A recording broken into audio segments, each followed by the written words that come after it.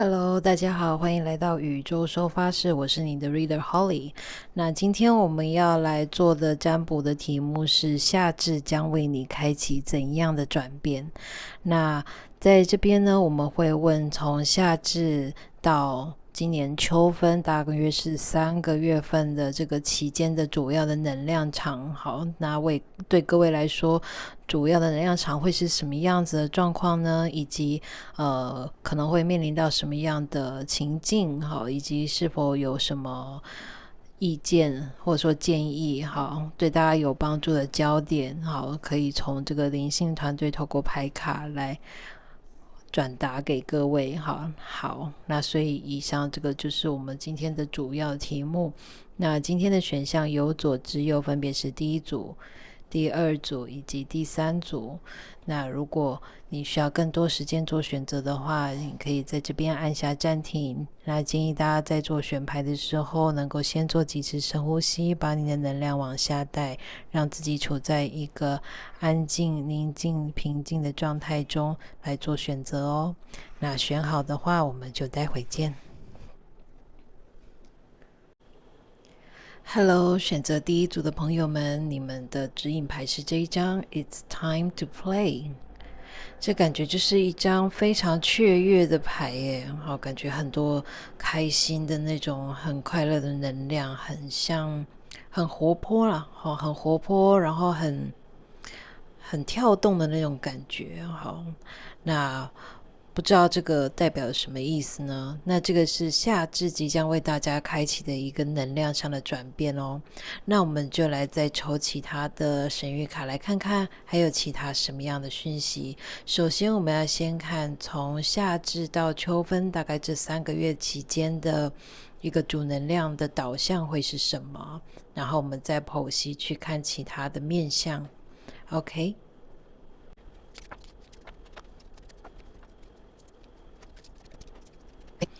第一组的牌，我觉得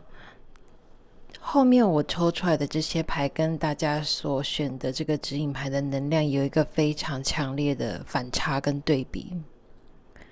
那我觉得主要是根据大家目前的状态，好，根据大家目前的状态，以及可能一些累积很久需要被释放的东西有关。我看到的是在这3个月里面的一个主能量，其实是你会越来越没有办法忽略自己内心的声音。我感觉到是就好像我们看到最后的这一张塔罗牌，好，他双手捂着自己的耳朵，不想听也听得到的那种感觉，就好像耳鸣。好，耳鸣是一种，你就算手指伸进去耳道里面，把你的耳朵堵起来，你还是听得到。好，它可以很大声，所以我感觉到的是，大家来到一个点上，就是说，好像各方有一个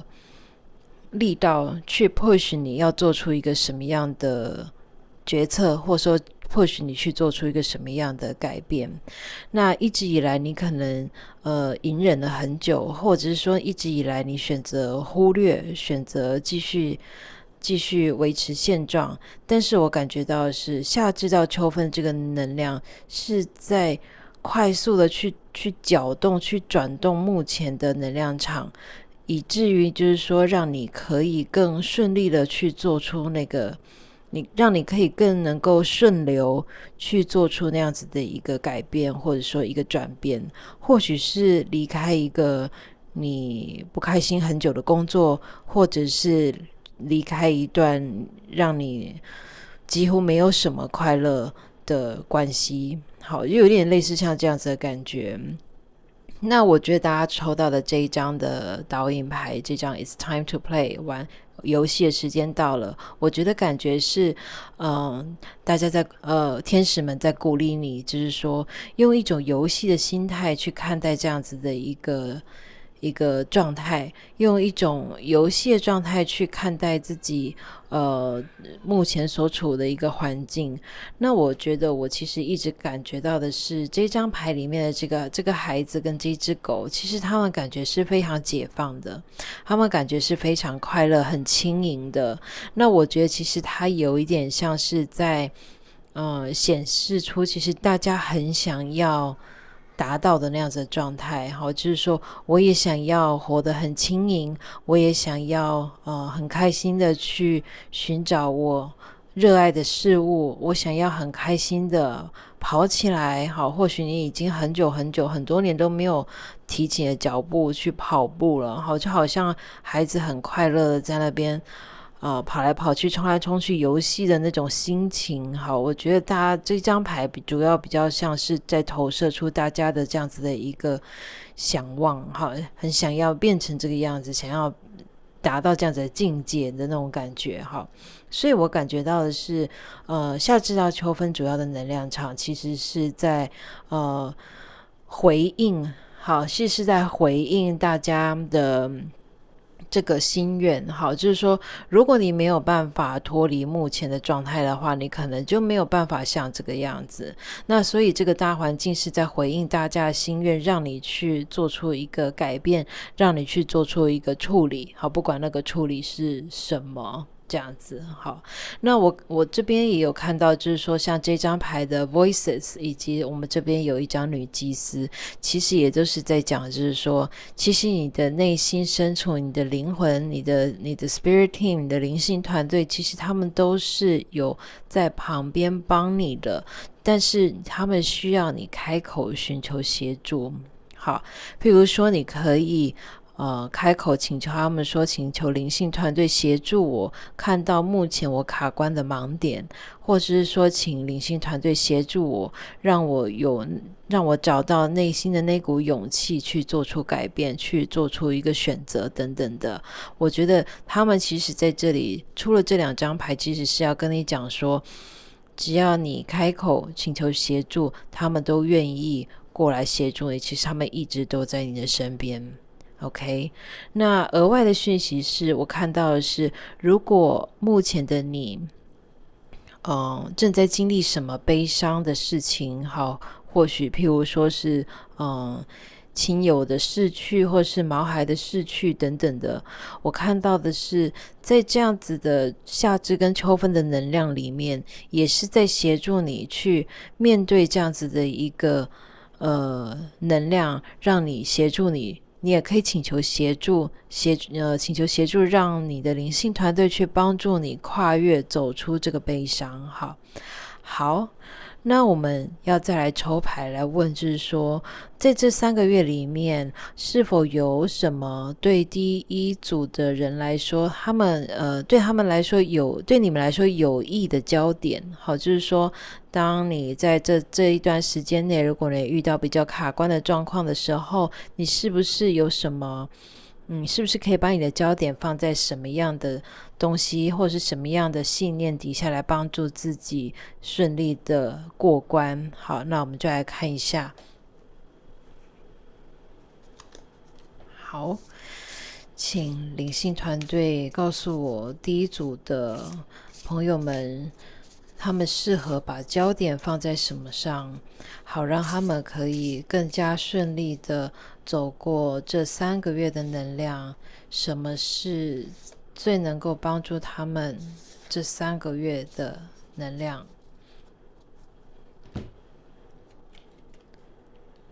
好，我们来看一下。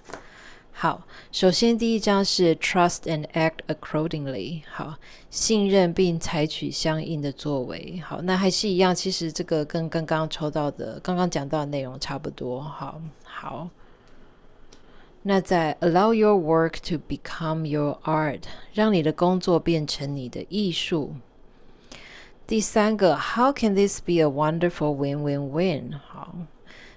这如何可以变成一个双赢的局面，甚至多赢，好，多方都是赢家。好，那我觉得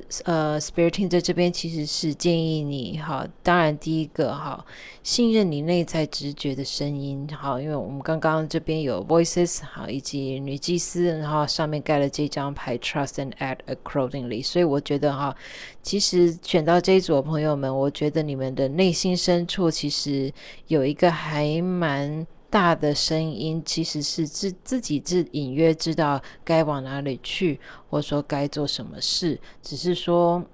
某些地方你可能不太相信自己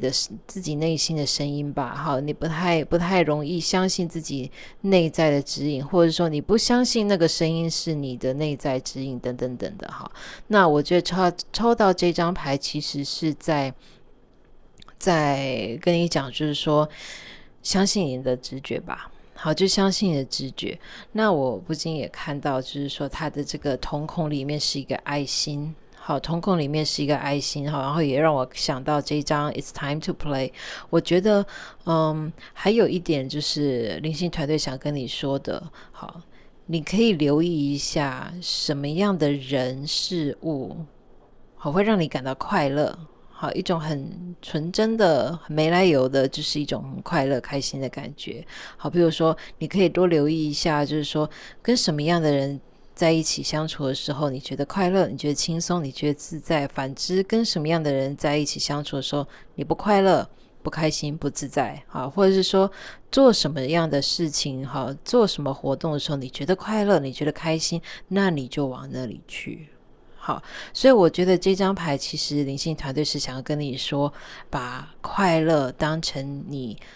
的一个指标。好，哪边你觉得快乐，做什么事你觉得快乐，跟什么人在一起你觉得快乐。好，那反之的部分我们就来做一个处理。好，我们就来做个处理。那再来哈，后面这两张牌我觉得其实他也是想要跟你讲，就是说有的时候我举个例子，好，譬如说我在这段关系里面其实我并不开心，我想要离开，好，但是我又觉得说那个人不能没有我，好，或者是说那个人他觉得我要跟他在一起他才会快乐等等等的。好，那我觉得以这个例子来说的话，灵性团队是想要跟你讲，就是说你的离开对你对他都是好事，好，对你对他都是好事。好，不要一直想就是说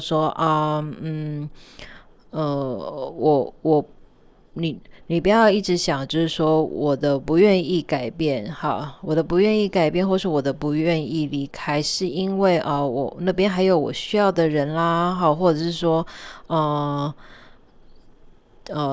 谁没有我就不行啦等等等的哈。那我觉得灵性团队其实是想跟你讲，就是说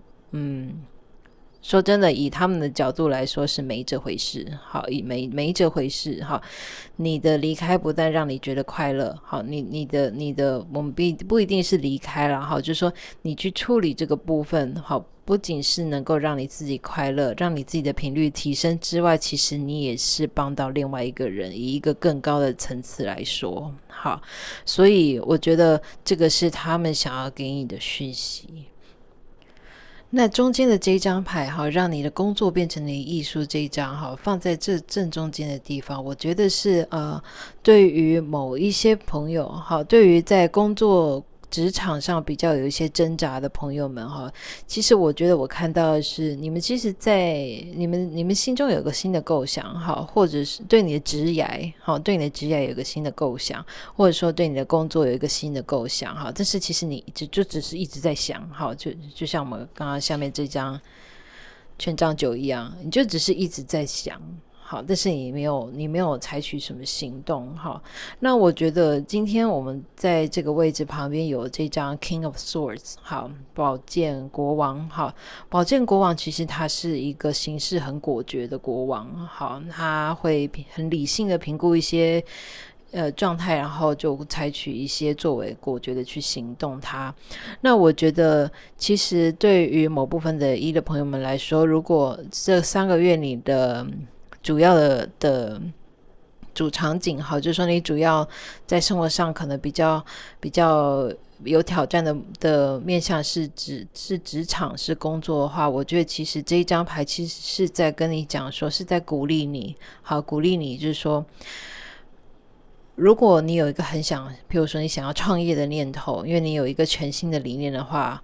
非常鼓励你去执行它。那一样，它会为你带来多方赢的一个局面。好，不止你会做得开心，好，你的潜在跟你频率相通的顾客也会觉得很开心，有你的存在。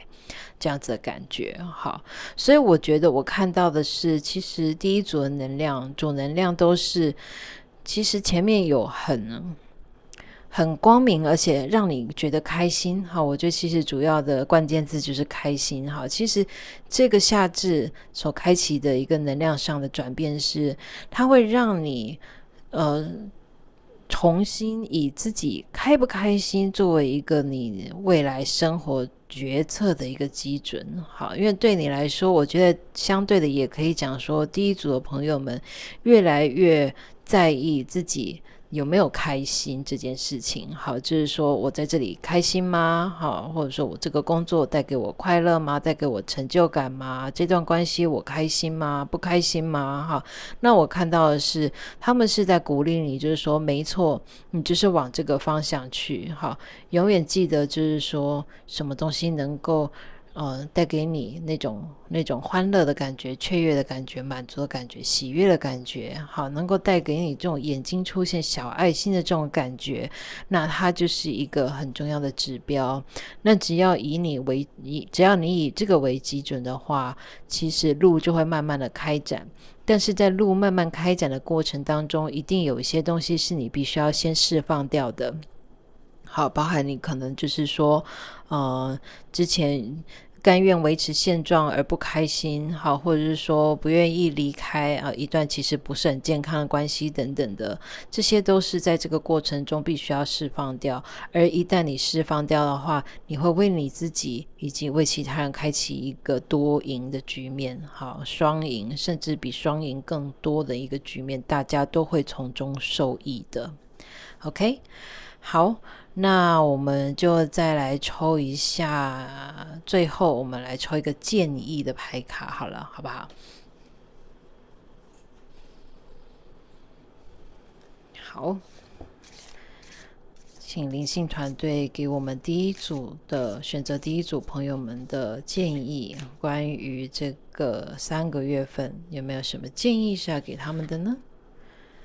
好，我们来看到的是这一张。哇塞，这张又是再一次呼应我们刚刚一直讲的重点哈 ，merriment 也是快乐的意思。好，所以一样追寻那些带给你快乐的。好，如果说今天好，譬如说假设说你已经可以到了退休的年纪了，好，那其实退休的生活会让你快乐的话，那就是退休。好，怎样的东西会让你快乐，那你就怎么做。好，所以其实夏至开启的这个一路到秋分的这个主要的能量，都是在敦促着大家，就是说让自己快乐吧。好，让自己快乐吧，你值得这些喜悦，你值得这些快乐。好，做出一些让你真的会从心底从心底感到快乐、感到开心的决定，这会为你带来更多正面的动能，继续去开创你接下来的人生。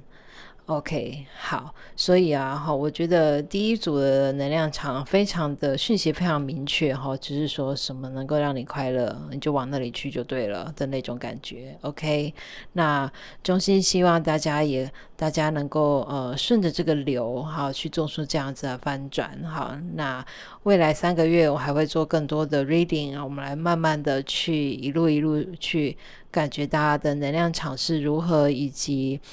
做出更让生活更加顺遂的微调。好，所以请大家持续关注这个频道哦。那今天这个讯息如果对你有所帮助的话，请帮我按个赞。那如果你喜欢这个频道却还没有订阅的话，可以考虑订阅咯。我们下次再见，拜拜。Hello，选择第二组的朋友们，你们抽到的指引牌是这一张 Don't give up on love。 好，不要放弃爱。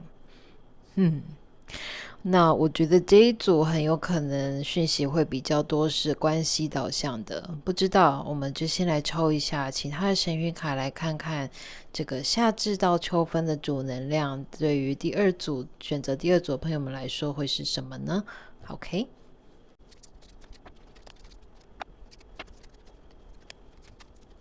第二组的朋友们，我目前看到的牌卡确实比较多跟关系有关，但或许不见得是一定要是那种爱情的关系，也或许是别的。总而言之，就是对于人的信任，大方向是这个样子。那选择2的朋友们，在这个夏至，它会为你开启一个转变，这个转变是让你重拾。好，特别是夏至到秋分的这3个月的期间，是一个能量场，让你可以重拾对人的信任。好，那我看到是，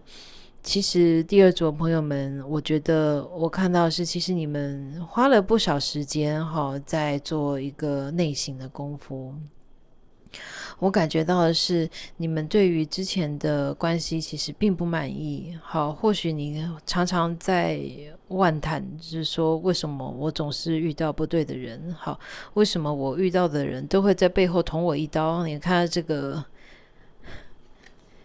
女生，这个小妞，她手上那把匕首可是尖得很啊。好，所以我觉得大家觉得很懊恼，就是说这奇怪为什么我就是遇到一些渣男渣女什么的，或者是说为什么我在人际上总是会遇到同样的状况，就是说就好像就是说一直莫名其妙被人家从背后捅一刀或什么之类的那种感觉。所以大家真的很纳闷耶。我看到大家，你看这个圣杯国不是，这个是 Emperor 皇帝我看到大家真的很纳闷的，一直在问为什么，说奇怪到底是为什么。好，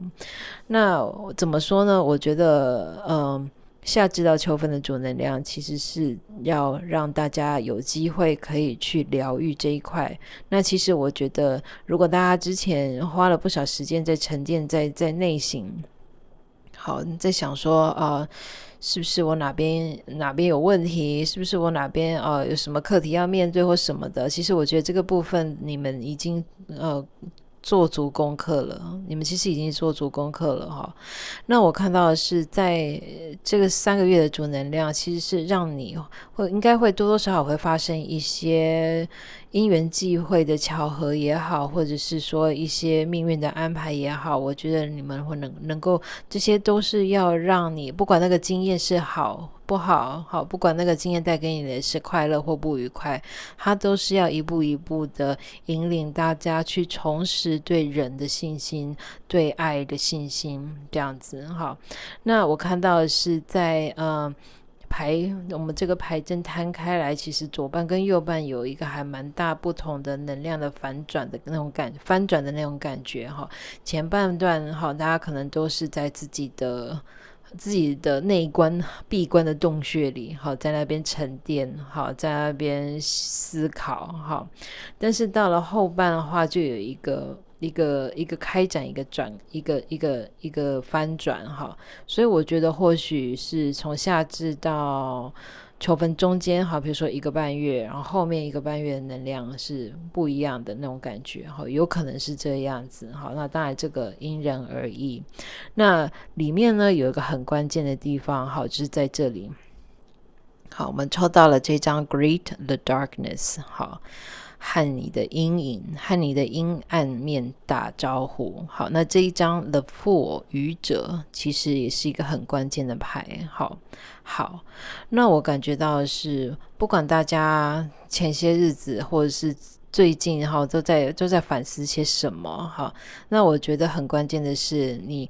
你是否有触及到你的阴暗面，你是否有触及到你内心深处的那个暗处呢？好，那我们人的这个所谓人的心理上的潜意识里面的阴暗面，就好像小孩子怕黑或者是大人怕黑怕黑没有一定限制的年纪嘛，对不对？那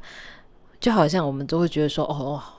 黑黑的地方会觉得很恐怖，很怕里面有什么，好像床底下有怪物那种感觉，好，但其实这张牌出现是要跟你讲，就是说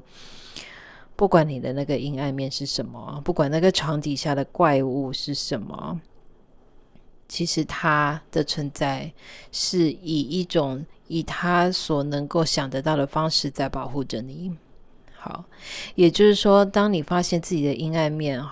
是这个样子，好，当你发现你自己阴暗面其实里面有 A 有 B 有 C， 好，而这3个其实都是以他所知道他所能做到的方式在保护着你。好，就好像我举个例子好了，我最近在书里面有看到一个例子，一个日本的作家他在讲说他可以跟器官对话，那本书叫什么名字？心灵的秘密，你的身体都知道。好，他书里面讲到一个例子，我觉得还蛮有趣的。他讲到就是说，有个个案来找他，然后找他的原因是因为他的皮肤常常有很多状况，让他没有办法就是站在众人面前，因为他可能他的工作比较是属于像表演性质的。好，那但是他的皮肤可能脸上或身上有一些很明显的症状，让他没有办法去做他想要做这个事情。好，那于是这个作者就跟他的皮肤讲话，然后皮肤的回应是跟他讲说，我是在保护他，因为其实他根本就不想做这个工作。好，那这是不是很矛盾，对不对？好，那其实书里面讲到，就是说这个个案其实听到他皮肤是这样子的讲话的时候，他其实后来想了一下，也是觉得说，是啊，其实我本来并不喜欢做这个工作，但是我做了这个决定，就是我想做这样子，但我知道我自己其实不想做的。好，那所以皮肤就出了各种状况，好让他可以就是不要去做他其实根本就不想做的事。好，所以这就是我讲的你的阴暗面是什么？其实那是就好像这个人他的阴暗面是他皮肤的，他可能是他的皮肤但是他的皮肤其实是以一种他可以做的方式去保护这个个案嘛，对不对？那后来这个个案呢，他也是就是决定，就是他后来想了一想，他觉得说我是这个工作让我有抗拒的地方没错，但是我还是想要做这个工作。好，所以他就去跟他的皮肤沟通，讲说谢谢你用你的方式来保护我，但是我还是想要做这个工作，所以可以请你以后协助我，好，我们一起来做这个我决定好我也想要做的事情吗？好，然后听说这个样子之后，他的皮肤状况就改善了。所以我举这个例子就是说，大家是不是在这个3个月内会有那个契机？因为我觉得我看到的是在这3个月内大家会有那个契机去触及到自己的阴暗面，去更多的与自己的阴暗面做一个互相的了解。好，就是说为什么我都是会这个样子呢？这个样子是不是有什么背后的原因呢？那我觉得一旦这个了解这个互相的了解，这个 understanding 达到了之后，我觉得一切都会慢慢的翻转，一切会慢慢的改善。你会开始觉得就是说我其实是可以我其实可以有能力去找到一段让我觉得开心的关系。好，那至于我所谓的开心，所谓的快乐又是什么呢？好，这可能是第二组朋友们要去思考的一个问题。好，那不管怎么样，我觉得大家的第二组的能量其实是比较往内的一个导向。好，就往内去处理一些自己比较核心比较藏在深处的一些议题，好让你可以在此做出一个翻转。好，那我们就接下来抽牌。好，我们要来抽问，就是说在这3个月内如果有什么你觉得卡关的 moment， 卡关的时刻，是不是有一些地方是你可以把焦点放在那里？好，就说他们有什么解套的一些建议给你。好，我们来看一下。好，对于第二组朋友们来说，对他们来说有益的焦点是什么呢？他们可以把焦点放在哪里来帮助自己顺利的去经历这个能量上的转变呢？对于第二组朋友们来说，那个友谊的焦点是什么？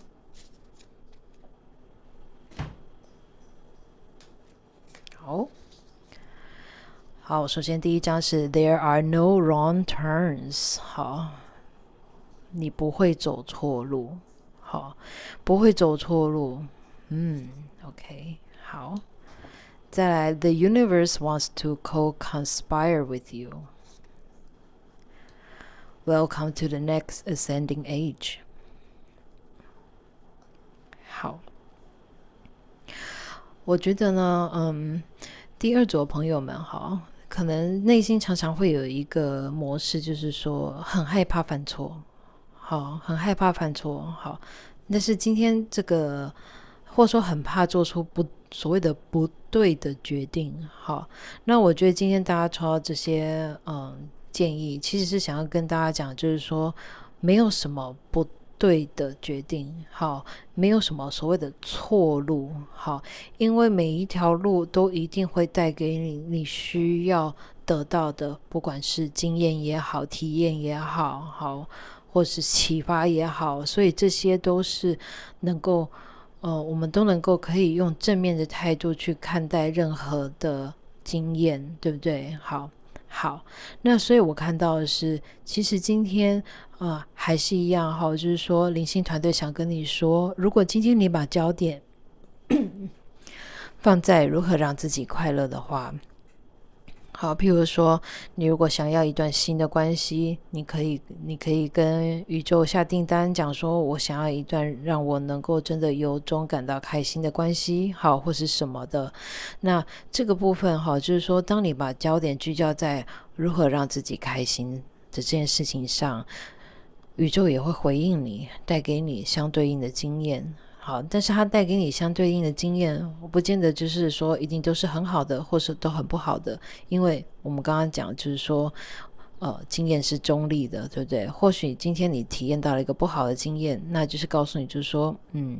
我本来以为我会喜欢这个，但是其实我并不喜欢呢。好，那我们就可以再做出微调。好，就是像这样子的感觉。那最后这一张 Welcome to the Ascending Age 是我觉得就像我刚刚讲的，如果你能够触及到你的阴暗面，好，能够触及到你的内心深处的藏得很深的东西，藏得很深的议题，你们能够去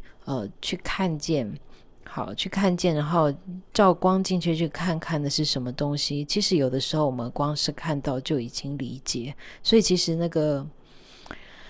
过程并没有想象中的那么的困难，好，或者说那么的深奥。好，其实很多东西我们看到了问题核心之后，一切自然那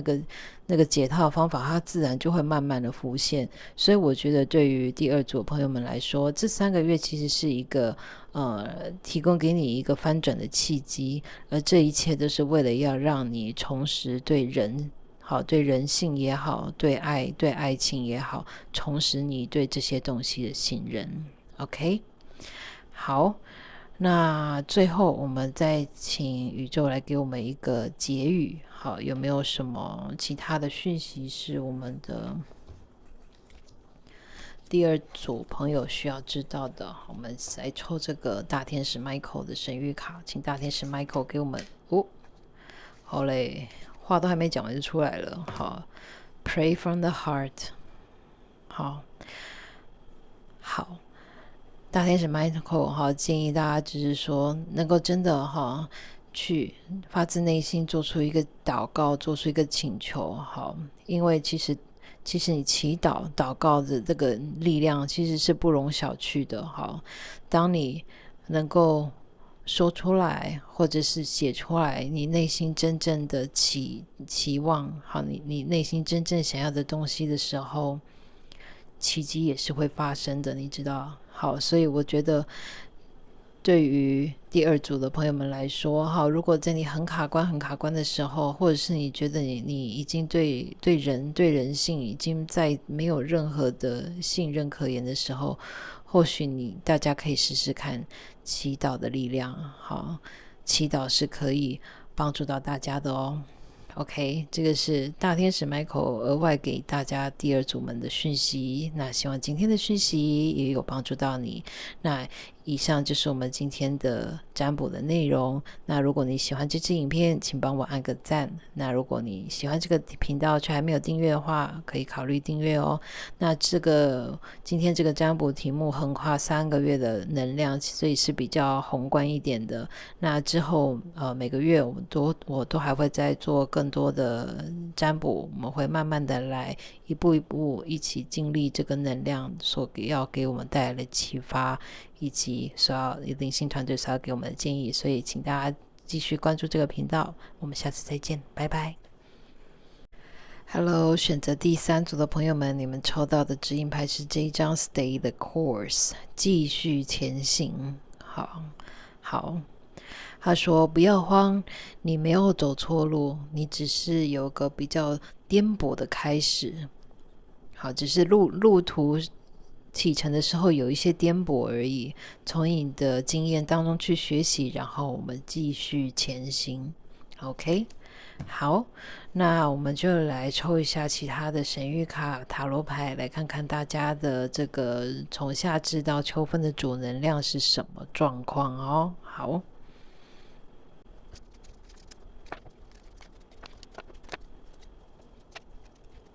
好，我看着大家的牌，我觉得第3组的讯息其实也是还蛮明确的。好，总而言之呢，这3个月的能量其实是灵性团队想要跟你说，你可以尽量的为你想要的愿景去做准备。好，就好像这些松鼠准备过冬的之前，他们会花很多很多的时间去收集各种果实啊，好各种种子啊，好把它们藏起来，好让他们在冬天的时候有粮食可以度过。所以我感觉到的是，在这段时间是非常适合你去做一个准备。那这个准备一定是跟你想要长期想要达到的一个愿景有关。好，譬如说你可能最近有想要转职的念头，或是说有想要做一个什么样的投资，好，那在这段时间你就可以好好的去做准备。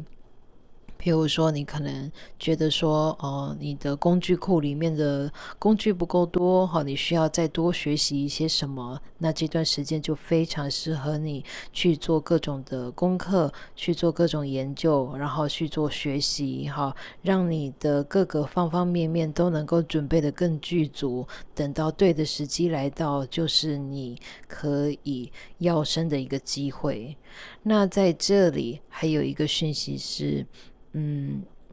我觉得还蛮有趣的是这张 Merriman， 好，在3组里面都有出来。好，如果没记错的话，我们今天1、2、3组里面都有这张牌出来。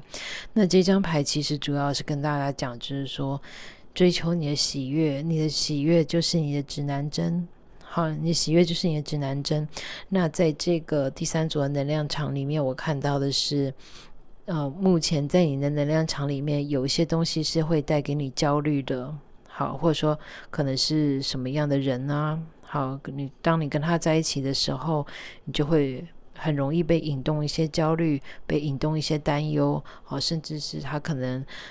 每次跟这个人在一起的时候，你就会觉得好像自我感觉不良好啊等等的哈。那又或者是一些东西一些事情哈，譬如说你每次譬如说打开脆啊，你就会觉得能量低落啦，会觉得升起很多的比较心啊，或者是什么之类的。总而言之，任何让你觉得不愉快不开心好不自在好，或者是说就总而言之就是不愉快，然后会引起你很多焦虑跟担忧的东西，这边灵性团队建议你在这3个月里面留意这些状况，留意这些东西，而这些人事物就是在这3个月里面你必须要去把它给它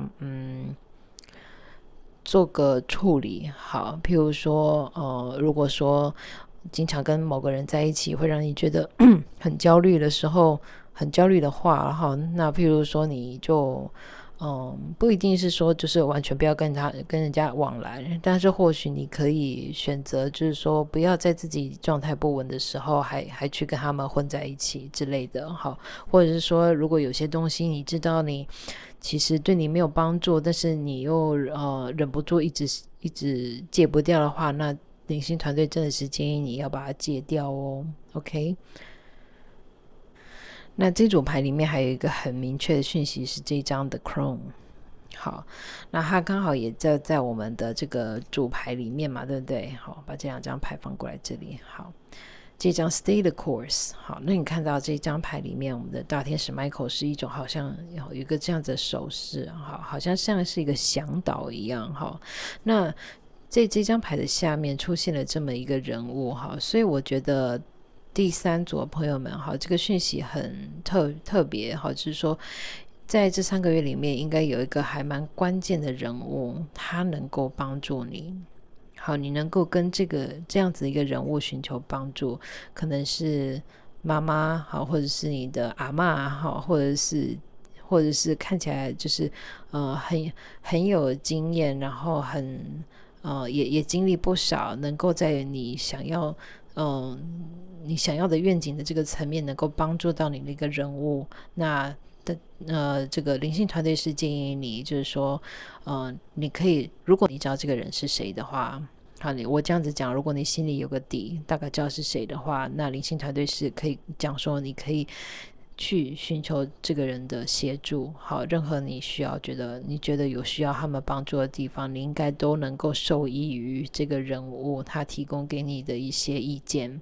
那如果你并不知道我现在讲的这个人是谁的话，那我的感觉是在这3个月里面会有这么样的一号人物出现，他能够帮助你在你想要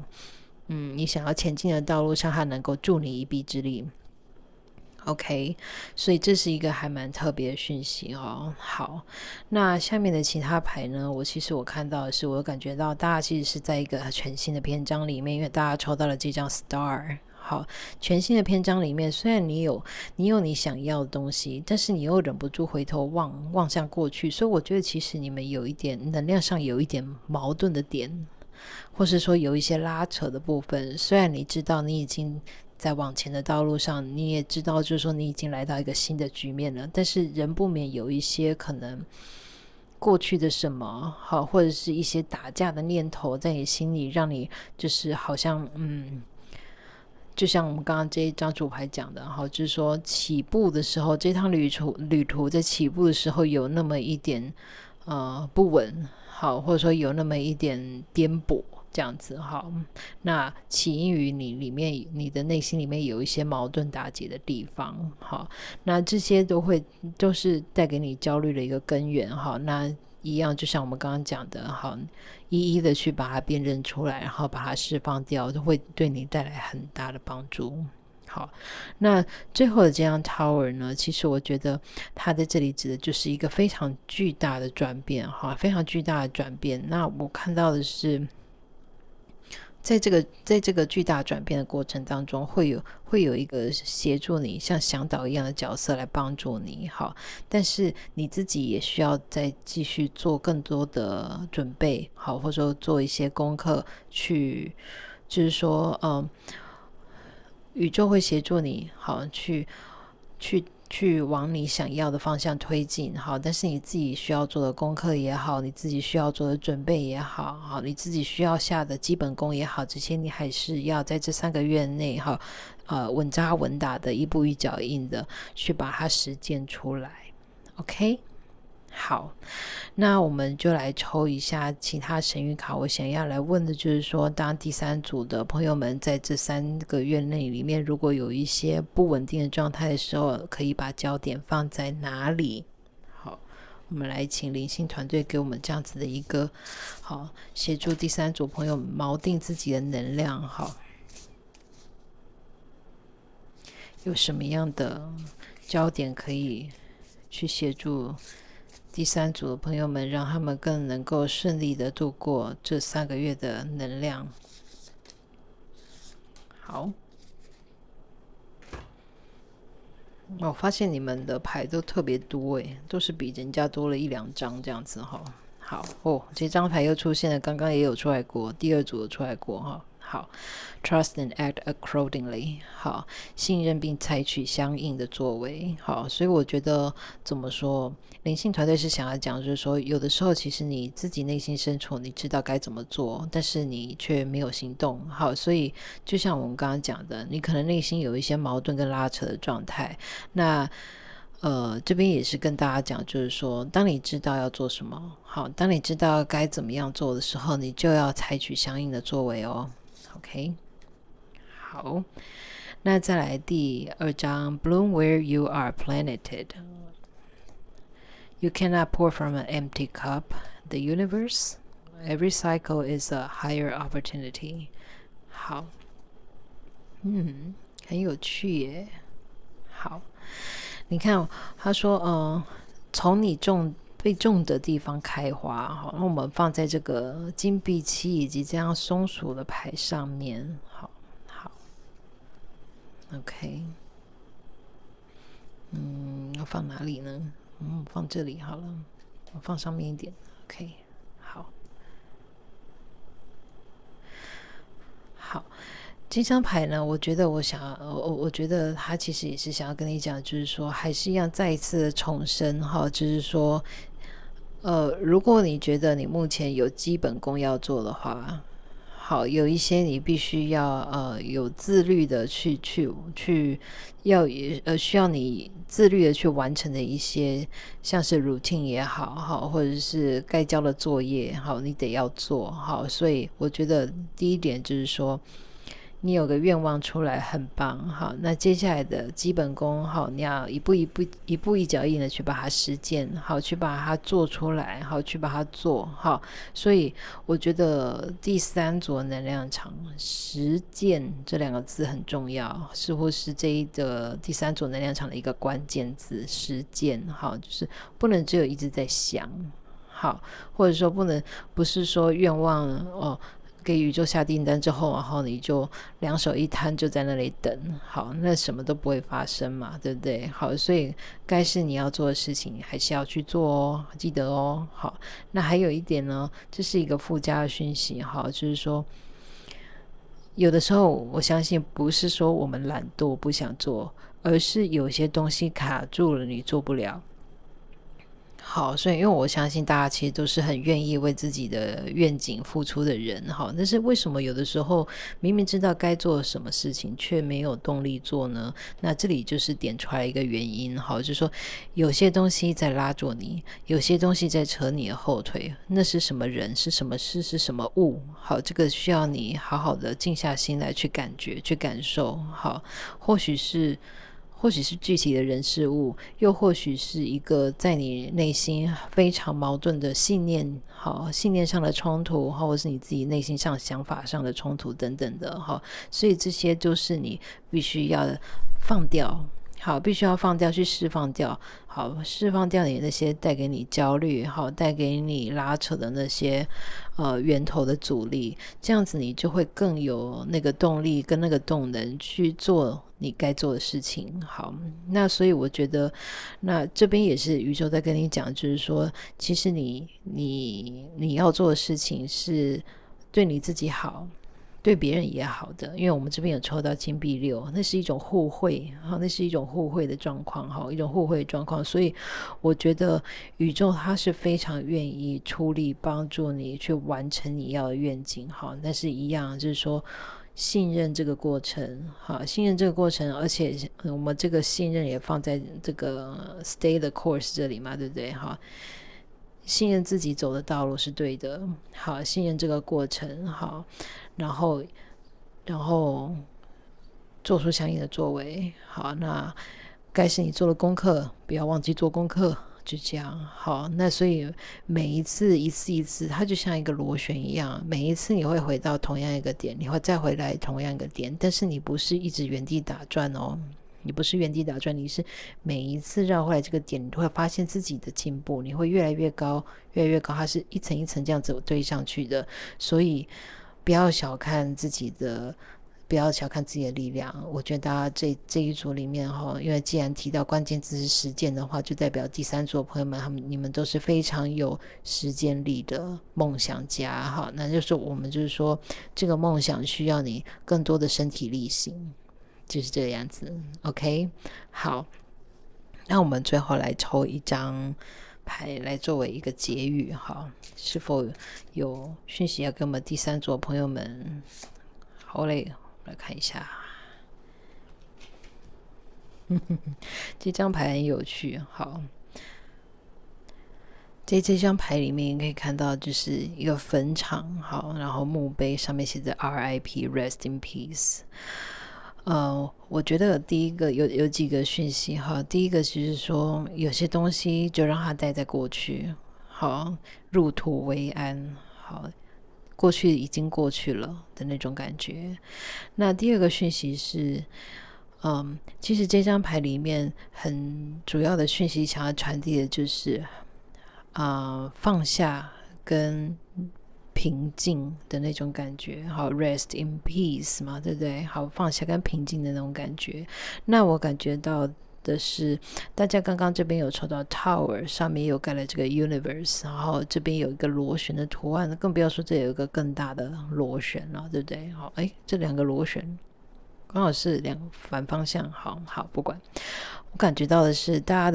家第三组面临到的外境可能会让你觉得怎么说，就是说很浮动，很摆荡，很不稳定的那种感觉但是如何锚定自己的能量这件事情很重要所以也就是说不管你面临到什么样的外境，最后都是会来到自己内心是否平静这件事情所以也就是说或许在这3个月里面会发生的一些事情是你无从掌控起的，就是那些本来就是你没有办法可以掌控的事，但是还是一样我们依然能够在这样子的状况底下想办法去踩稳自己的脚步就好像我们刚刚的这一张牌里面他讲说 Bloom where you are planted 看到这个树下抓这个地球，然后下面有一个树根什么的所以也就是说在这3个月里面就是说踩稳脚步踏实的慢慢的去实践，慢慢的去扎稳自己的这个基本功，这个基本的这个地盘，这件事情很重要对你们来说很重要。那还有一样再重申一次也是一样，就是说那些会让你矛盾的阻力尽早如果能够辨认出他们来，然后把他们放掉的话，其实你越放下那些阻力了之后，不管外境是如何的摆动，如何的摆荡其实你都不会那么的受到影响那还有一点一样，就是说会有一样这样子的一个向导一个有智慧有经验的人他可能可以从旁协助你。那如果这个人目前还没有出现的话，我相信应该在这3个月里面会有这样子的一个角色出现，大家可以再留意看看。OK， 好，所以基本工作好那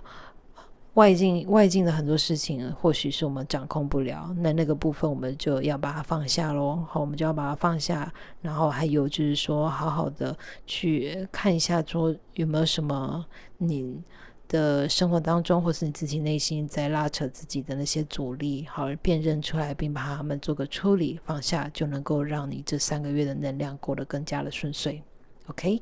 好，那以上就是给第3组朋友们的讯息。那如果今天这个讯息有帮助到你的话，请帮我们的影片按个赞。那如果你喜欢这个频道却还没有订阅的话，可以考虑订阅哦。那之后的每个月都还会有一些其他的占卜的题目，我们会一起的走过这个不断在变动的这个能量场。那我也会尽可能的在每个时间点比如说每个月或是怎么样